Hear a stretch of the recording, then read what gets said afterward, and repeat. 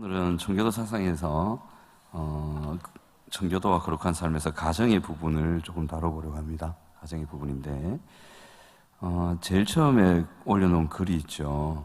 오늘날 사람들은 이 부분 우리 같이 한번 읽어보도록 하겠습니다. 오늘날 사람들은 시작. 오늘날 사람들은 다른 어떤 문제보다 결혼에 신경을 써야 한다. 왜냐하면 그 문제에 휘말리면 읽거나 설교하거나 또는 연구할 수 없기 때문이다. 뜨거운 열정으로 안 보면 못 살겠다던 남녀가 결혼을 한다. 그러나 반년이 못 되어 서로가 서로에게 도망친다. 5 또는 6이나 아이를 낳은 후에 서로 으르렁거리지만 결혼했다는 사실뿐만 아니라 그들 결합의 열매 때문에 어쩌지 못하고 사는 사람들을 많이 보아왔다. 몸은 함께 있을지 모르나 마음은 이미 떠났다. 이 가로되어 있죠.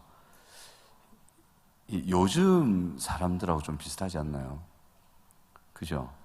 저번에 처음에는 이제 죽을둥살둥 만났다가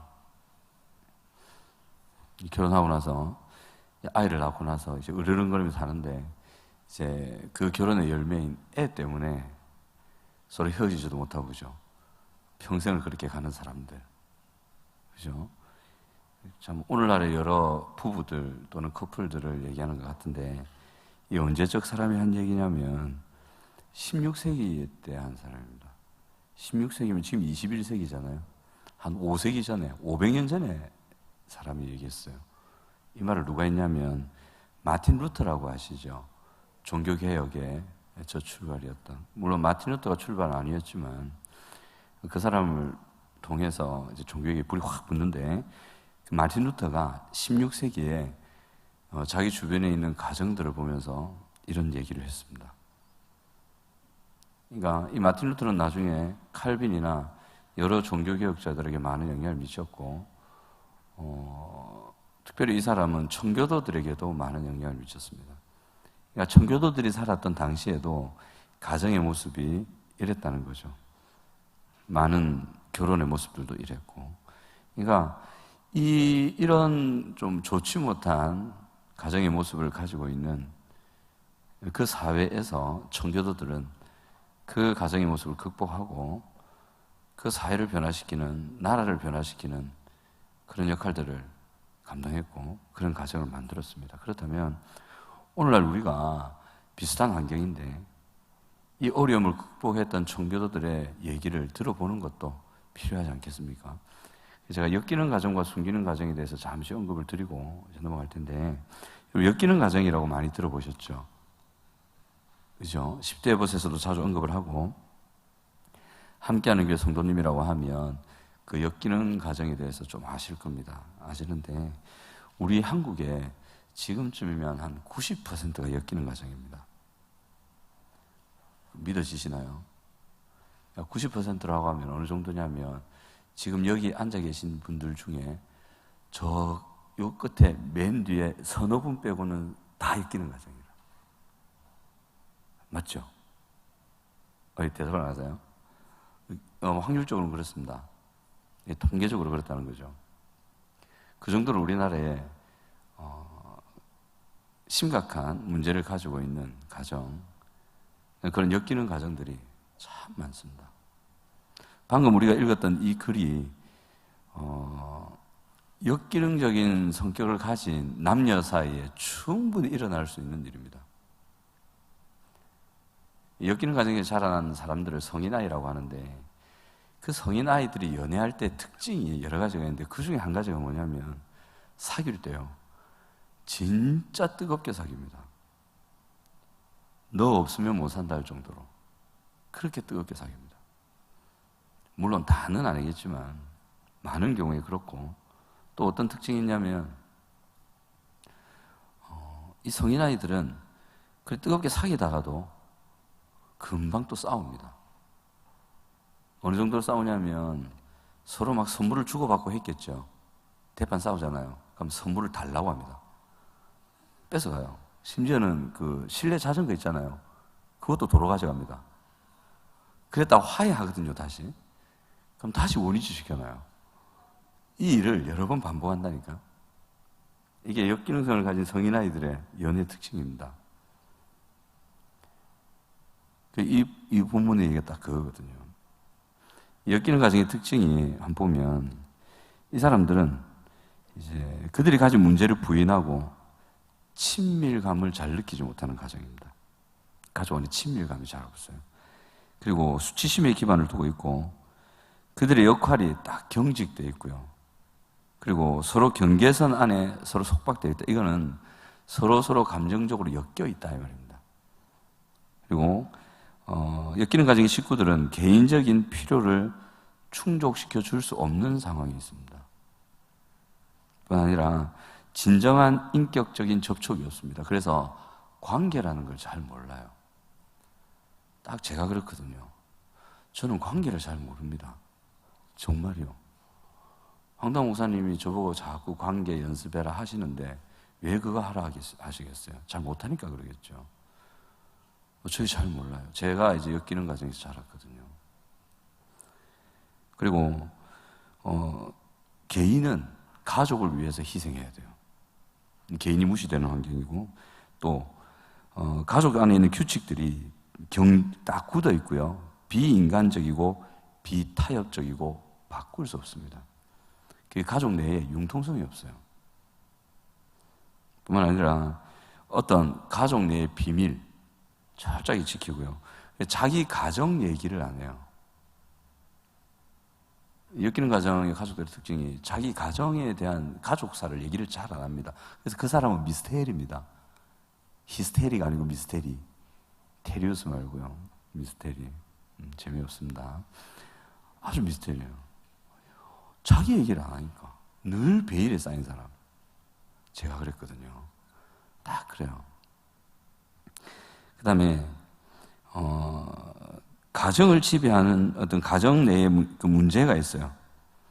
어떤 예를 들면 아버지가 알코올 중독이라든지 아니면 누가 아들이 게임 중독이 아주 심하다든지 또는 어떤 폭력이 심하다든지 아니면 엄마 아빠가 사이가 너무 안 좋은 어떤 상황이 있다든지 이럴 때 어떤 그 문제를 통제하기 위해서 각자의 역할이 딱 주어져 있어요. 예를 들면 막내 같은 경우에는 어떤 역할을 보통 하냐면 마스코트라는 걸 하거든요.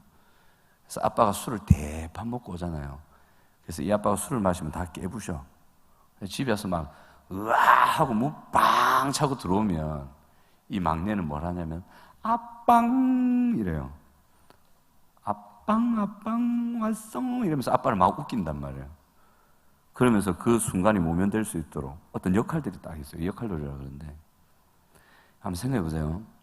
아빠가 술 마시고 들어오면 때리 부수고 때리고 하는 아빠입니다. 근데 막내 아이가 탁탁탁탁 뛰어와가지고 아빠가 때리 부수기 전에 얘는 잘 알아요. 아빠가 어떻게 하는지 잘 알아요. 때리 부수기 전에 막내 아이가 막 와가지고 아빠 이런다 생각해 보세요. 아빠 좋아 이런다 해보세요. 얘가 진짜 아빠가 좋아서 그럴까요? 아빠가 좋아서 그럴까요? 아니요. 그 위기를 모면하기 위해서 그런단 말이에요. 뚜껑 딱 열고 보면 그 아이 마음 안에는 겉으로는 웃는데 속에는 두려움과 고통과 분노, 공포가 가득 차 있습니다. 그래서 밝은 성격인데 그 속에는 엄청 어두운 게 들어가 있는 거죠. 이 아이가 나중에 커도 밝은 성격이거든요. 근데 개인적인 삶이나 어두운 곳에서는 극심한 중독적인 현상을 나타낼 수가 있습니다. 그게 밝은 게 아니거든. 엮이는 가정이 아이를 그렇게 고통스럽게 합니다. 예를 들면 그런 거예요. 또 갈등과 좌절이 있을 때 이걸 부인합니다. 가족들 사이에 경계가 불분명하고 그렇습니다. 근데 엮이는 가정의 특징이 뭐냐면 스트레스를 대처를 못합니다. 그래서 이 엮이는 가정들의 어떤 규칙들이 있는데 이런 게 있어요. 느끼지 마라. 감정 표현하지 마라. 절제해라.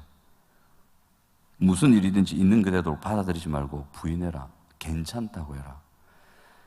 이 엮이는 가정의 사람들의 특징이 뭐냐면 저는 다른 분에게 언급해서 적인 적이 있는데 뭐냐면 이런 게 있습니다. 아이가 그러니까 여러분 한번 보세요. 다 컸어요. 성인이 됐어요. 성인이 됐는데 이렇게 얘기합니다. 자라오실 때 이렇게 정말 힘들고 어려운 일이 있으셨네요. 그쵸? 있었죠? 이렇게 물어보거든요. 그러면 그 일이 굉장히 자란 아이들이 겪을 때는 굉장히 고통스러운 일이야. 힘든 일이라고. 누구나 눈물을 흘릴 수 있고 저 힘들었어요 말할 수 있는 환경이란 말이에요. 근데 그 사람은 아무렇지도 않게 얘기해.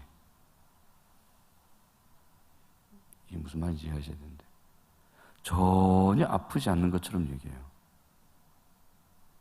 이 부인이라는 거거든요. 그 상황을 얘기할 때는 그게 해결되지 않은 상태라고 하면 굉장히 힘든데, 근데 그 상황을 얘기하면서도 전혀 아무렇지도 않고 저는 괜찮은데요. 그렇게 얘기해요. 근데 실은 그게 괜찮은 게 아니거든요. 그런 분들의 삶을 약간 뚜껑을 열어보면 굉장히 극심한 중독 현상이 나타나고 있습니다. 관계성 속에. 굉장히 어두운 부분들이 있어요. 왜냐하면 겉으로는 무표정하고 괜찮다 그러거든요. 근데 속으로는 굉장히 아파요. 이걸 누르고 부인하다 보니까 나중에는 이걸 못 느끼는 거예요. 처리가 돼서 그런 게 아니고 자꾸 누른단 말이에요. 이 부모가 그걸 시키는 거죠. 이건 괜찮아, 이건 괜찮아, 이건 아무것도 아니야. 아이는 울고 싶은데 울지 마, 아무것도 아니야. 그렇게 한다는 거죠. 또 신뢰하지 마라, 부끄러워해라, 가정의 비밀은 반드시 지켜라, 이런 내용들이 쭉 이어집니다. 그래서 이런 특징들이 있고요. 그 다음에 이런 말이 있어요. 병든 가정은 병든 나무와 다를 것이 없다. 병은 한 세대에서 끝나는 것이 아니다. 병든 나무는 또 병든 열매를 맺게 되고, 엮이는 가정에서 자라난 성인아이는 자신의 아픔을 지닌 채 어른이 되어 악순환을 반복한다. 이렇게 되어 있습니다. 그리고 또 이래 돼요. 엮이는 가정은 엮이는 가정을 생산한다. 강력한 순환이 되풀이되는 것이다. 알코올 중독자 가정의 모든 성인아이가 알코올 중독자가 되는 것은 아닌데, 그러한 가정 출신의 사람들은 자신의 결혼과 가정의 행복을 위협하는 특성들을 갖기 쉽다. 그러니까 엮이는 가정에서 자란 사람들은요, 나중에 자기가 가정을 이루었을 때 그 가정을 깨트릴 수 있는 어떤 성향들을 갖고 있기가 아주 쉬워요. 대체로 갖고 있어요. 갖고 있죠. 갖고 있다. 그러한 사람들은 자신의 결혼 생활과 가정을 이루는 것뿐만 아니라 그때까지 이어온 악순환을 깨야 하는 문제에 결국은 직면하는데 보통 잘 안 깨죠. 잘 안 깨집니다. 이게 더 무서운 게 뭐냐면요, 이게 정서체계의 다세대 존수인데, 이 역기능의 원인을 많은 사람들은 뭐 부모의 양육 태도다, 뭐 정서 부분에 뭐 여러 다 얘기하는데, 기독교에서는 무엇이 문제라고 다 얘기를 하냐면 죄라고 합니다. 뭐라고요? 죄. 그래서 이 죄가 그 한 사람의 정서 체계를 망가뜨리고 아주 어둡게 만들고, 그 어두운 정서 체계가 가족이라는 공동체 안에서, 관계가 이루어지는 공동체 안에서 흘려보내는 거예요. 자녀에게 그걸 흘려보내는 거예요. 알코올 중독을 흘려보내는 것이 아니라 그 중독을 일으킬 수 있는 내적인 정서 체계를 흘려보내주는 거예요. 관계를 맺으면서 그게 흘러가요. 그래서 이 엮이는 과정이 그 다음으로 이어지고 하는 거죠. 그럼 숨기는 과정을 잠시 말씀드려 볼게요. 숨기는 과정의 특징이 뭐냐면 도전과 위기에 능동적으로 반응한다. 이게 뭐냐면 집에 어떤 어려운 일이 생겼어요. 문제가 생겼다고, 터졌다고. 그러면 엮이는 과정은 대판 싸우거나 없는 것처럼 모르는 척 부인하거나. 근데 숨기는 과정 사람들은 서로 충분히 그런 일이 일어날 수도 있다. 괜찮다. 그 일이 일어나는 거 어쩌겠노? 우리가 극복하는 게 중요한 거 알겠나? 그러면서 가족끼리 모여서 의논을 해요. 그 위기를 극복해야 합니다. 그리고 정확하게 자기의 의사를 전달할 수 있고, 무엇보다 같이 일을 하면서 가족끼리 즐거운 시간을 갖습니다. 이 숨기는 과정입니다. 그리고 가족에 대한 책임감이 있고 서로의 약속을 지키고 서로 사랑과 고마움을 잘 표현할 줄 압니다. 또 이런 가정의 특징이 개개인 사이에 분명한 경계선이 유지됩니다. 예를 들면 이런 거예요. 우리 부모님들은 그걸 기억하셔야 돼요. 자녀들이 청소년이 되면 방 안에서 문을 잠글 수 있도록 해주셔야 돼요. 학부모님들 요거 안 할란다잖아요. 그죠? 무슨 짓을 하는데 문 안 열어! 문 열겠어! 이러잖아요. 그러면 안 돼요. 예를 들면 그런 거예요. 서로서로의 경계선이 분명해요. 그걸 지켜줘요. 아내는 남편에게, 남편은 아내에게, 부모는 자녀에게, 자녀는 부모에게. 그런 건전한 경계선이 있다는 거죠. 그 다음에 서로서로의 차이가 수용되고 격려하는, 그렇습니다. 그래서 건강한 가족들의 특징을 간단히 말씀드리면, 가족에게 헌신하고 가족과 함께 시간을 보냅니다. 가족 간의 의사소통이 훌륭하고 서로에게 감사 표시 잘하고 영적으로 헌신하고 위기의 문제를 해결할 수 있는 가족입니다. 제가 어떤 아주머니를 아는데 이 아주머니가 중독이 있었어요. 왜냐면 집사님이셨는데 제가 딴 모임 때는 이만 말씀드렸나? 얼음 깨먹는 중독 아세요? 얼음 깨먹는 중독. 이야, 사람 중독 별 희한하게 다 있습니다. 스트레스를 받으니까 이 아줌마가 풀 데가 없으니까 얼음을 깨먹어요. 그러잖아요. 이가 상했어. 그럼 깨먹으면 안 되잖아요. 계속 깨먹는 거예요. 그래서 저한테 와가지고 얘기를 하는데 자기 그런 중독이 있다고. 어떻게 하면 좋겠냐고. 그래서 제가 뭘 했겠어요. 기도하자 이랬죠. 기도합시다. 기도 훈련팀에 넣어서 기도를 해서 나중에 고쳐졌어요. 근데 이분한테 제가 숙제를 하나 했거든. 뭘 했냐면 아들하고 딸이 있었는데 청소년이에요. 다 고등학생, 중학생이었는데 아들하고 딸하고 베스킨라빈스의 아이스크림 먹으러 한번 가세요. 숙제를 냈거든요. 자기는 그래 가본 적이 없대. 처음 갔다 와서 하는 말이 굉장히 어색했대요. 앉아갖고 무슨 말 해야 될지를 몰랐대요. 특이하죠? 이런 가정들이 있다니까. 이 가정의 두 아이가 관계를 잘못해요. 은둔형 외톨이 아시죠? 아들이 그랬어요. 근데 나중에는 다 고쳐졌는데 이 엮이는 가정과 숨기는 가정이 참 옆에서 보고 있으면 안타깝습니다. 저도 엮이는 가정에 자랐지만 가정 내에 말할 수 없는 고통들이 있고 그 고통들을 그 다음 세대에게 또 전수하고 이런 게 흘러간단 말이에요. 제가 여러 그런 아이들을 봤는데 참 마음이 아픈 것은 애들은요 그 역기능성을 스스로 극복을 못합니다. 너무 안타까웠어요. 마음이. 엄마 아빠로 인해서 자기 안에 생겨버린 그런 어두운 모습들이나 어두운 성향이나 또는 망가져버린 어떤 학습 능력들이 애는 하려고 하거든요. 새로운 공동체, 예를 들면 우리 다중 같은 공동체에 들어와가지고 친구들하고 같이 이제는 해볼까 해서 하려고 하거든요. 근데 극복이 안 되는 거예요. 마치 이런 거예요. 어떤 아이가 새가 날다가 어릴 때 날개가 부러진 거예요. 날개가 헐렁헐렁 부러졌어요. 근데 지는 그냥 살다가 어느 날 어떤 건강한 새들을 만났어요. 지 친구들이 다 하늘을 나는데 자기도 날고 싶어서 바둥바둥 이래진단 말이에요. 딱 그런 모습이에요. 남들은 나는데 자기는 날지 못하는. 그걸 옆에서 지켜보면서 참 이 죄로 인해서 발생하는 가정 내 이런 문제들, 엮이는 가정들, 이게 참 다음 세대들에게 참 아픔을 흘려보내는구나. 이러면 안 되는데. 제가 또 아는 한 가정이 그랬어요. 이 엄마 아빠가 술꾼이야. 완전 알코올 중독이에요. 엄마 아빠 다. 낮에 애기 술 심부름 시키는 거예요. 초등학생인데 낮에. 그러니까 얘는 수치심이 가득한 거야. 근데 얘가 저희 공부방에 온 거예요. 왔는데 초등학교 5학년 여학생인데 굉장히 열심히 공부했어요. 딱 앉으면 고등학생보다 더 50분을 집중을 해요. 정말 열심히 공부했거든요. 그래서 저는 희망을 가지고 가르쳤거든요. 근데 얘가 어떤 특징이 있냐면 5분 전에 가르친 걸 기억을 못해요.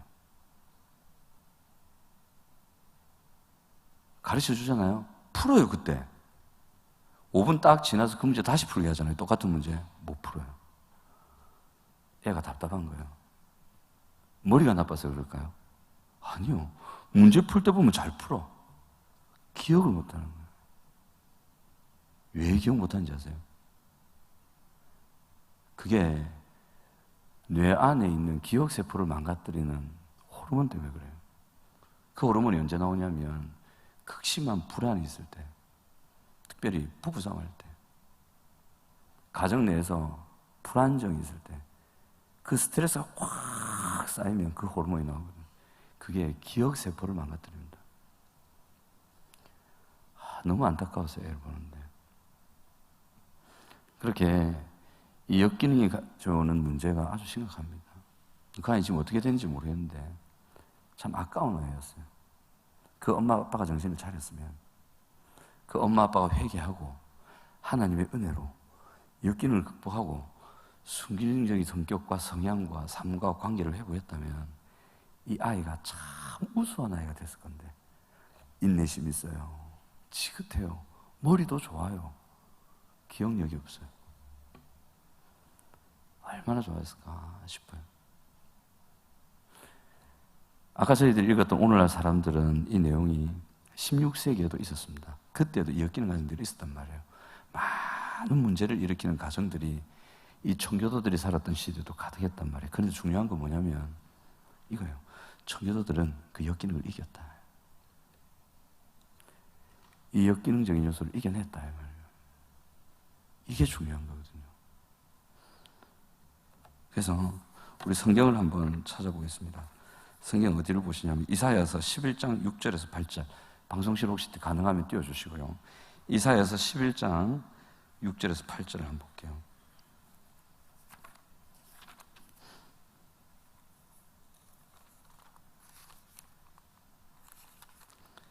이사야서 11장 6절에서 8절까지, 우리 같이 한번 읽어보겠습니다. 시작. 그때 이리가 어린 양과 함께 살며 표범이 어린 염소와 함께 누우며 송아지와 어린 사자와 살찐 짐승이 함께 있어 어린아이에게 끌리며 암소와 곰이 함께 먹으며 그것들의 새끼가 함께 엎드리며 사자가 소처럼 풀을 먹을 것이며 젖 먹는 아이가 독사의 구멍에서 장난하며 된 어린아이가 독사의 굴에 손을 넣을 것이라. 내 거룩한 삶 모든 곳에서 해됨도 없고 상함도 없을 것이니 이는 물이 바다를 덮음 같이 여호와를 아는 지식이 세상에 충만할 것임이니라. 아멘. 여기 보시면 이리하고 어린 양이 나오죠. 표범하고 어린 염소가 나옵니다. 송아지하고 어린 사자, 살찐 짐승. 어울릴 수 없는 존재들이잖아요. 서로가 서로를 보면 잡아먹고 싶고 죽이고 싶고 무섭고 공포스럽고 원수고 먹이고 그렇잖아요. 어떤 친밀함이나 존중이나 인격적인 교제는 전혀 있을 수 없는 관계잖아요. 그죠? 그런데 그런 관계가 이렇게 회복이 된답니다. 이 관계를 말하는 거예요. 하나님의 은혜가 임할 때, 하나님의 역사가 일어날 때 그 관계성이 모두 망가지고 오히려 그 관계를 통해 악한 것들이 흘러가는 엮이는 가정도 숨기는 가정으로 바뀔 수 있다. 아멘. 청교도들이 그렇게 했다는 거죠. 엮이는 가정을 아주 간단하게 설명드렸는데 이 엮이는 가정의 가장 근본적인 원인이 우리는 뭐라고 본다고 그랬습니까? 뭐라고 본다고 그랬습니까? 죄라 그랬거든요.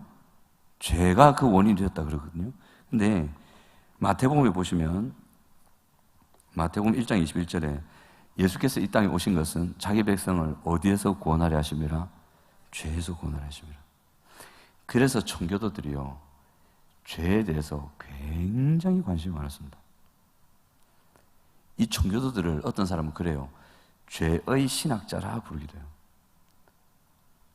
죄라는 것에 대해서 굉장히 관심이 많았고 그 사람의 내면에 역사하는 그 죄를 분석해내고 어떻게 이것이 작용하고 어떻게 하면 이것을 다스릴 수 있는지를 많은 연구와 문헌을 통해 적어놨어요. 그런데 오늘날 많은 신학자들은 또는 많은 성도들은 이 청교도들의 죄에 대한 연구는 뒤로 물리시고 다른 것에 관심이 있다. 그러니 해결이 안 된다. 계속 헛다리십니다. 표면만 까딱까딱 하다가 그만둬요. 근데 이 청교도들은 그것에 깊은 관심이 있었고, 그래서 그 죄의 문제를 해결해 가면서, 은혜로 그 죄의 문제를 해결해 가면서 그 가정도 회복시켜 나갔던 거죠. 이제 청교도들의 얘기를 한번 들어보자는 거죠. 어떻게 그 사람들은 역경을 이겨냈는가? 다는 모르고 아까 목사님 말씀하신 것처럼 거달기식으로는 갈 텐데 한번 보겠습니다. 당시 영국에도 오늘날과 같은 사회적 아픔이 있었음에도 그들이 모든 악한 영향력들을 이겨내고 건전한 사회와 건전한 국가를 형성하여 정의와 자유를 이루어갈 수 있었던 것은 그들의 가정교육에서 비롯된 힘이었다. 어디에서 비롯된 힘이었다고요? 가정교육, 밑줄 그시면 됩니다. 청교도들은요, 우리 역사에서 봤듯이 처음에는 정치적으로 들어가서 그 나라를 개혁하려고 시도를 했었어요. 근데 엘자베스 여왕 일이 지나면서 찰스 들어오고 제임스 일이 들어오면서 이게 그게 아닌 거예요. 와, 이거 정치적으로는 이 신실했던 사람도 정치를 잡아보니까 세상 욕심에 넘어가는구나. 야, 하나님이 뭐고 없네. 이 왕이나 정치를 통해서는 안 되겠다. 그렇게 하고 시골로 들어간 거예요. 들어가서 가정과 교회를 잡았어요. 가정과 교회부터 시작하자. 거꾸로 가자 이래 된 거예요. 위에서부터 개혁을 시도하려 했는데 그게 안 되니까 밑에서부터 시도하자 그래 된 거예요. 잘 잡았죠. 그래서 가정교육에서 그런 변화들이 있었다. 가정윤리가 무너져가는 상황에서 교회의 개혁이 가정의 개혁에서만 이어질 수 있다고 한다면 청교도들의 성경적 가족관을 살피는 것은 의미 있는 활동일 것이다. 밑줄 그실 때 교회의 개혁이 가정의 개혁에서만 이어진다. 진짜 중요합니다. 물론 교회가 개혁되면 가정도 개혁되겠지만 가정이 개혁되어야 교회가 개혁될 수 있습니다. 그래서 우리 다준쉐마스쿨 앞으로 또 초등부도 시작할 텐데 부모 교육을 담임 목사님께서 굉장히 중요하게 여기십니다. 왜냐하면 부모가 바뀌어야 자녀가 바뀝니다. 저는 그 부분을 크게 인정을 안 했던 사람이거든요. 부모가 안 바뀌어도 아이 데려와서 키우면 되지. 그 아이라도 바뀌면 되지 않겠나. 그런데 시간이 지나면 지날수록 뭘 느끼냐면 부모가 받치면 안 되면, 부모가 바뀌지 않으면 자녀가 바뀔 확률은 많이 줄어듭니다. 오히려 부모 쪽으로 넘어가는 경우가 많았습니다. 그래서 교회의 개혁은 가정의 개혁에서 온다. 꼭 기억하시기 바랍니다. 자, 청교도들의 가정의 존재 목적을 한번 들어보겠습니다. 벤자민 에드워즈라는 분이 이렇게 얘기했습니다. 한번 읽어볼까요? 시작. 모든 그리스도인은 하나님의 영광을 드러내기 위하여 그리고 그 주변에 있는 사람들의 행복을 증진하기 위하여 최선을 다해야 한다. 모든 그리스도인은 이게 가정입니다.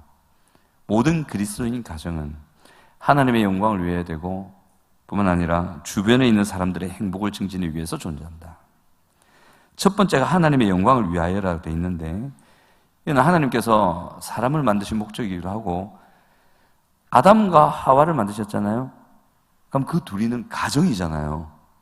그때 애를 낳는지 안 낳는지 모르겠는데 여하튼 남편과 아내가 있으면 가정이죠. 청교도들은요, 결혼의 제일 목적을 자녀 출산으로 삼지 않았습니다. 자녀가 없어도 건강한 가정일 수 있다 이렇게 생각했어요. 너무 자녀에게 초점 맞추지 마시고 남편과 아내가 있으면 가정인 거예요.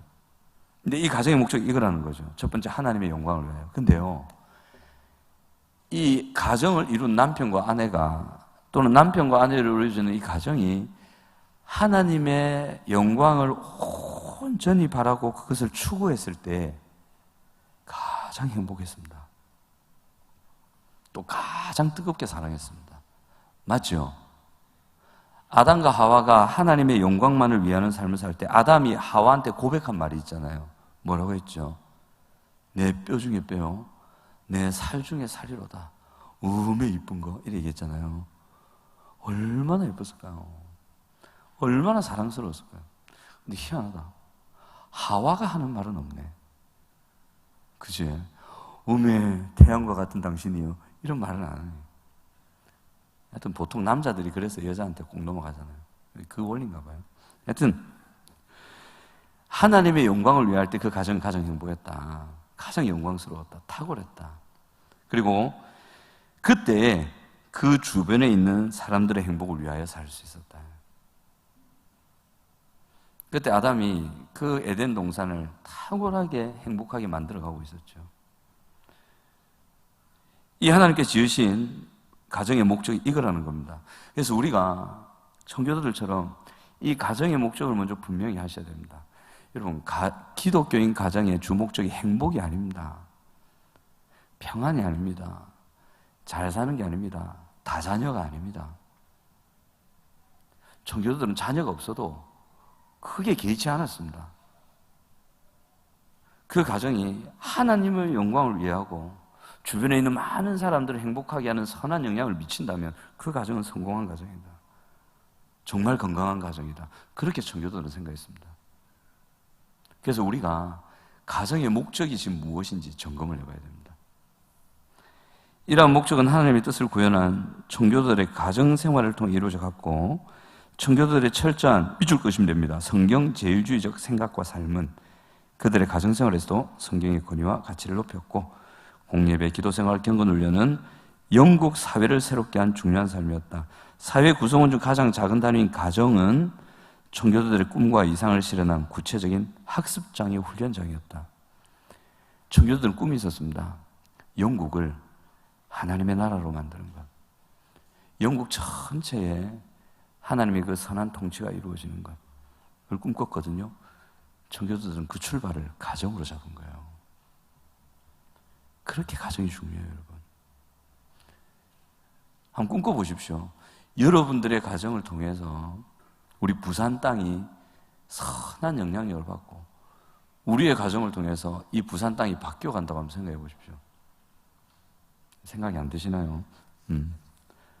청교도들은 그런 꿈이 있었어요. 또 실제로 해냈습니다. 자, 그 다음 넘어가겠습니다. 청교도들의 가정관에 대해서 한번 보겠습니다. 1. 가정은 한번 읽어볼까요? 시작. 가정은 신앙훈련과 하나님을 배우는 장소이며 모든 기독교 교육의 핵심이다. 교회가 아니고 가정입니다. 신앙훈련, 하나님을 배우는 장소, 모든 기독교 교육의 핵심이 가정입니다. 윌리엄 가우지라는 분은 이렇게 얘기했어요. 꿀이 저장되는 교회와 국가의 신학교이며 다스림과 복종의 제일 원리와 근본을 학습하는 곳이 가정이다. 리처드 백스턴은 이럽니다. 기독교 가정은 교회요, 하나님을 더욱 잘 경배하고 섬기기 위하여 조직된 기독교인들의 사회다. 이렇게 했어요. 가정이 이렇게 중요합니다. 우리 결혼 아직 안 하신 분들은 잘 품으셨다가 나중에 가정을 만드실 때 이런 가정 만드시기 바랍니다. 정말 행복할 겁니다. 그 다음 밑에 보시면 하나님을 경외하며 한번 읽어볼까요? 시작. 하나님을 경외하며 그분의 영광을 드러내는 가장 기초적인 단체가 가정이다. 청교도들은 가정을 신앙훈련의 장소, 창조자 하나님과의 교통이 우선적으로 이루어지는 현장으로 봤어요. 그러니까 가정에서 신앙훈련이 돼야 되는 거예요. 아이들이 가정에서 하나님을 만날 수 있어야 됩니다. 저도 잘 못하지만 이것을 추구하셔야 됩니다. 우린 교회에 가서 하나님 만나고 수련회 가서 하나님 만나고 오라 하잖아요. 그죠? 물론 그것도 맞는데 중요한 것은 가정에서 그것이 이루어져 가야 된다. 정말 중요합니다. 그래서 어떻게 하냐면 무엇이 옳고 그른지를 배워야 되고 하나님을 어떻게 섬기는 것이 바른 것인지를 배워야 되고 이웃을 내 몸과 같이 살아가는 것이 무엇인지를 가정에서 구체적으로 연마해야 했다. 이게 중요합니다. 그래서 부모님들을 통해서 이 아이들이 요 세 가지를 배워가는 거죠. 이 청교도들은 이 세 가지를 했습니다. 그래서 자녀들이 이걸 배웠거든요. 이렇게 이 순기능이 부모에서 자녀로, 부모에서 자녀로, 부모에서 자녀로 이어지면서 이 좋은 영향력이 나중에는 뉴잉글랜드잖아요. 미국으로 가서 그 미국 전체에 영향을 미친 거예요. 이 청교도의 후손들이 미국 사회를 건설하는데 엄청난 역할을 하죠. 이 미국이라는 나라의 건설이 청교도의 가정에서 출발했다는 거. 꼭 명심해야 됩니다. 그다음에 보시면 교회와 가정을 분리가 아닌 상호 협력적인 관계를 지닌 공동체로 이 사람들은 봤습니다. 그러니까 교회 따로 가정 따로가 아니라 교회와 가정을 함께 갔습니다. 가정을 교회의 강단에서 전해지는 말씀을 구현하는 현장으로 바꾸고 선포된 말씀이 사회의 구석구석에 열매를 맺도록 다져지는 실습장이 가정이었다. 그 밑에 표 있죠.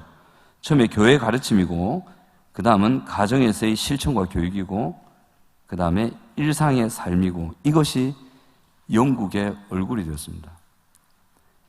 교회에서 하나님의 말씀을 목사님께 전하시잖아요. 전하시면 이제 그 교회 그 하나님의 말씀을 그 가정의 가족들이 다 듣고 그걸 가지고 가정으로 가는 거예요. 그리고 그 가정에서 그 말씀을 교육하고 다시 실천하는 거죠. 뿐만 아니라 이것을 가지고 세상으로도 나갑니다. 그 세상 안에서도 이걸 실천하는 거죠. 이것이 영국의 얼굴이 되었다. 영국을 만드는 기반이 되었다. 그럽니다. 일본이라는 나라가 참 미스테리한 나라입니다. 우상이 가득하잖아요. 전 세계에서 저렇게 우상이 많은 나라도 드물거든요. 근데 선진국이잖아요. 보통 저 정도로 우상이 많으면 안에 분명히 문제가 터져가지고 선진국의 반열에 잘 못 오르거든요. 근데 일본은 참 특이한 나라입니다. 그래서 하도 이상했고 늘 이상하다 생각했는데 나중에 알고 보니까 일본이 어떤 나라냐면요. 기독교적인 사상이 기반이 되어 있는 나라입니다. 일본이 개화 시기에 기독교가 들어가서 그 사회의 지도 핵심층들이 기독교인들이었죠. 그래서 기독교 사상이 일본의 그 정신을 쭉 깐 거예요. 그래서 일본 사람들이 정직하잖아요. 그죠? 요즘 뭐 막 거짓말 하는 것 같은데 그걸 말고 일본이 그 정직이라는 기초 위에서 기독교진 정신 위에서 기초를 쌓은 거예요. 우상이 많고 예수를 안 믿는 나라 같은데 하나님의 말씀에 영향을 많이 받은 나라입니다. 그제서 일본이 저렇게 될 수 있는 이유가 있었구나 이 생각이 되더라고요. 이제 그 정도로 이 하나님의 말씀이 가정을 통해서 교회에서 가정으로, 가정에서 사회로, 그 사회에서 나라로 이어졌을 때 그 나라가 회복된 일들이 실제로 청교도 시대에 있었습니다. 자, 이번 청교도를 가정한 두 번째는 자 한번 읽어볼까요? 시작. 가정은 하나님의 은혜로 안식과 복이 넘치는 곳이다. 1절 10수라는 분이 했는데 한번 읽어볼까요? 시작. 경건한 사람의 처마 밑에 거하는 사람에게 하나님께서 은혜로 안식과 복을 베풀어 주신다. 이 제가 약간 꽂힌 건데 경건한 사람의 처마 밑에 거하는 사람. 이제 어떤 하나님 앞에 경건한 사람이 있어요. 하나님 앞에 바르게 살려고 애쓰는 사람이 있거든요. 그 사람이 사는 집 처마 밑에 사는 사람들한테 하나님은 은혜를 주세요. 그 뭐랍니까? 그 독한 논 옆에 있다가 뭐 맞는다? 그 속담 있잖아요. 독한 사람 옆에 있다가 뭐 돌 맞는다든가 번개 맞는다든가. 그와 반대로 하나님 앞에 끼어있는 한 사람이 있어요. 하나님 앞에 경건하게 살려고 애쓰는 한 사람이 있단 말이에요. 그러면 그 사람 옆에 있으면 덩달아 복 받는 거예요.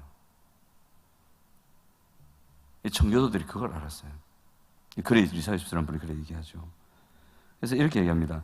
청교도들은 가정에는 휴식과 행복이라는 안식이 있어야 하고 이 안식의 복이 가정을 만드신 하나님과 하나님 앞에서 회개하고 신앙을 회복한 가장을 통해서 온다고 믿었다. 이 가장을 통해서 온다고 믿었다. 이 제가 넣은 건데 보통 이래요. 그러니까 가정에는 휴식이 있어야 되고 안식이 있어야 되고 평안이 있어야 되는데 이 행복이 하나님께로부터 오는데 특별히 누구를 통해서 오느냐? 하나님 앞에서 회개하고 신앙을 회복한 가장, 부모님을 통해서 온다. 가정 안에서의 평안이 굉장히 중요합니다. 여러분 부부싸움 하시죠? 저도 한 번씩 하거든요. 하는데 중요한 건 뭐냐면 있을 수 있어요. 근데 그 가정의 전반적인 분위기가 평안이 돼야 됩니다. 늘 불안하고 부모님이 들어오면 막 싸우고 대판 싸우고 막 그게 한두 번이 아니고 이래 되면요 아이 마음에 불안이 깍 생기거든요. 그런 아이가 보통 게임 중독 그 외에 여러 가지 중독의 현상을 나타냅니다. 그게 애 문제 아닙니다. 저 예아를 가지고 테스트 해봤거든요. 무슨 테스트를 해봤냐면, 저하고 한 사람하고 같이 얘기하면서 얘야 놀자 이러면 애가 무슨 휴대폰을 들고 있건 게임을 하고 상관없이 버리고 옵니다. 우리가 딴짓 하잖아요. 그럼 애 컴퓨터 앞에 딱 앉아 있습니다. 컴퓨터보다, 휴대폰, 스마트폰보다 재밌는 게 엄마 아빠하고 노는 겁니다. 게임 중독에 빠져 있거나 댁에서 관계를 잘하고 자기 방에 문 딱 들어가 앉아고 휴대폰하고 하는 애들 잘 보세요. 부모님들 아이하고 관계 안 하죠. 놀러 잘 안 가죠. 들어가면 아이하고 관계할 생각 안 하고 딴 일 하시잖아요. 그런 거예요. 근데 이 가장이, 이 부모가 신앙 안에서 자기 역할을 회복하고, 그래서 그 가정 속에서 관계를 이어간다면 그 가정에 행복이 오겠죠. 그렇죠? 그래서 그 회복된 한 사람이 이 하나님의 체계를 가정 안에 심는 거예요. 근데 처음에는 충돌이 옵니다. 근데 나중에 그 사람이 이 인내를 잊지 않고 잘 견뎌가면 거기에 헌신이 따라오면 회복이 됩니다. 그 밑에 보시면 청교도들은 사회의 골격과 도덕적 신경 조직이 가정에서 자녀가 무엇을 보고 배우느냐에 달려있다고 믿었습니다. 그러니까 그 사회의 골격과 도덕적 신경 조직 밑줄 한번 꺼보시면 이게 뭐냐면 그 사회의 분위기, 그 사회의 여러 가지 현상들을 이루는 그것이 가정에서 자녀가 뭘 보고 배우느냐에 따라서 결정된다. 그렇게 생각했습니다. 그래서 사회가 어두워진다는 것은 가정이 어둡다는 것이고, 사회가 참 밝고 건전하다는 것은 가정이 밝고 건강하다. 청교도는 그렇게 생각했던 거죠. 그래서 밑에 진한 글자 보시면 질서와 행복이 깃든 가정은 다른 집단이나 공동체에도 질서와 행복을 파급시키고, 질서와 행복이 없는 가정은 다른 집단이나 공동체에도 풍기문란을 일으킨다.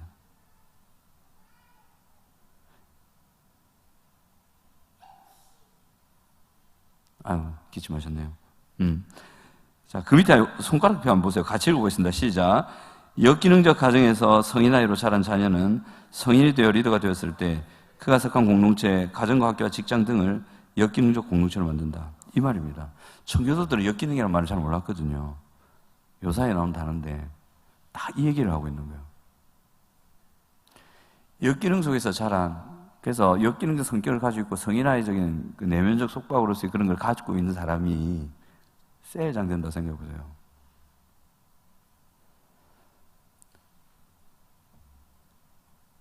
생각해도 싫죠. 그 셀에서 셀 온들은 얼마나 힘들까. 그 공동체를 그래 만들어버린다니까요. 그 한 사람이. 이런 성향을 갖고 있는 사람이 어떤 단체의 장이 된다 생각해 보세요. 밑에 사람들 죽어납니다. 이런 성향을 가지고 있는 사람이 리더는 아니더라도 어떤 공동체 속에 싹 들어가잖아요. 그럼 그 공동체 속에 엄청난 문제를 일으킵니다. 관계를 틀어버립니다. 근데 건강한 사람이 리더가 되거나 셀장이 되거나 그 공동체로 들어가면 그 공동체를 밝게 합니다. 그 대표적인 분이 류일한 목사님입니다. 안 웃으시네요. 인정 안 하십니까? 밝습니다. 물론 다른 교육자들도 다 밝아요. 저도 밝아요. 또 성윤이 같으면 목사님 머리가 밝아요 이럴 텐데 오늘 조용하네. 그래요. 밝아요. 그래서 그쪽을 밝게 합니다. 건강하게 하는 거죠. 우리 교육자분들이 다 그런데 참 좋은데 유 목사님이 이제 수석부 목사님이니까 그렇게 합니다. 그 정도로 한 개인과 가정이 중요한 거죠. 그래서 밑에 보시면 맨 밑에 건강한 가정이 건강하고 행복과 사랑이 가득 넘치는 교회와 사회를 이룹니다. 건강한 가정이 이렇게 만듭니다. 여러분, 이것을 우리가 마음에 새겼으면 좋겠습니다. 우리는 자꾸 이게 학교 문제다, 사회 문제다, 교육의 문제다, 뭐 어떤 교회의 문제다, 뭐 이런 얘기하는데 아닙니다. 가정에서 출발합니다. 다시 가정으로 돌아가야 됩니다. 가정이 가장 중요합니다. 자, 한 가지 지나가는 얘기로, 제가 있잖아요, 화나 있을 때처럼 보일 때가 있죠. 가만히 있을 때 말 안 하고. 그럼 사람들이 저 화나 있다거든요. 저 절대 화 안 나 있습니다. 그때는 아무 생각이 없거나 그냥 무슨 생각을 하고 있을 때 참고하시기 바랍니다. 그래서 황동환 목사님께서 한 번씩 모임하실 때 저보고 고 목사님 인상 피세요 할 때가 있거든요. 그때 저 화 안 나 있습니다. 그냥 생각만 하고 있을 뿐입니다. 이게 제 몸에 익은 거예요. 하도 화가 난 상태에서 오래 살았다 보니까 가만히 있으면 그냥 화나게 보이는 거예요. 아까 뭐 얘기했지만 제 눈꼬리 옛날에 이렇게 올라갔었거든요. 진짜요. 저 여기 올라갔었어요, 여기가. 근데 연습 많이 했습니다, 이거. 내린다고. 이렇게 하기도 하고요. 웃기도 하고요. 지금 많이 내려와 있죠. 좀 멍청해 보이는데 연습 많이 했습니다. 화나 있다고 그래가지고. 넘어가고요. 하겠습니다. 표 안에 보시면 자녀들 앞에서의 부모의 부부싸움과 욕설과 폭행, 이게 뭘 가져오냐면, 자, 읽어보겠습니다. 자녀를 하여금, 시작. 자녀를 하여금 사랑과 행복의 보금자리요 안식이 띈 둥지로서의 가정을 보지 못하게 한다. 두 번째, 시작. 거리에서 방황하는 비행 청소년으로 전락시켜버린다. 애들 문제가 아닙니다. 요즘에는 뭐 가정이 건강해도 하도 사회적인 여러 가지 요소가 있어서 학생들이 뭐 가정 문제가 아니더라도 그 개인의 문제로 이렇게 비행 청소년으로 가는 경우가 있다고는 하는데 그렇지 않습니다. 많은 경우가 청소년들이 비행하는, 하늘을 부욱 나는 비행 청소년이 되는 원인이 엄마 아빠에게 있습니다. 엄마 아빠에게. 이렇게 폭행하고 욕설하고 막 싸움하는 부부가 있는가 하면 이런 부부도 있습니다. 친밀하지 않아요. 서로 대화가 없어요. 또는 성경적인 질서가 무너져 있는 부부관계.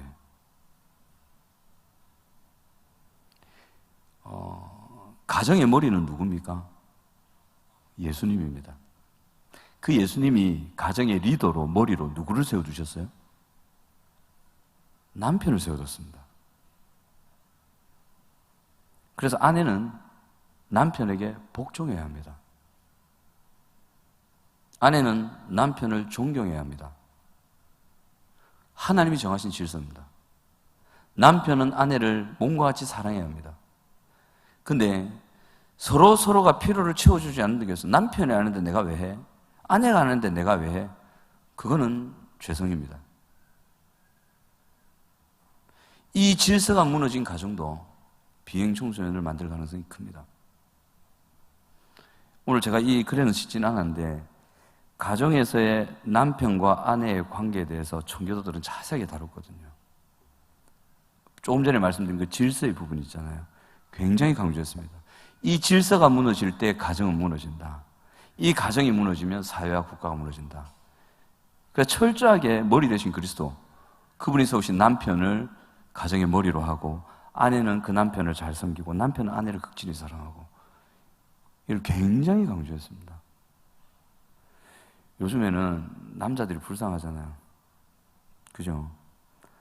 남자들은 바깥에서 일하면 들어와서 설거지도 해야 돼. 안 그렇습니까? 집사님 안 합니까? 안 하세요? 하시죠? 큰일 날라고 해야지. 저도 합니다.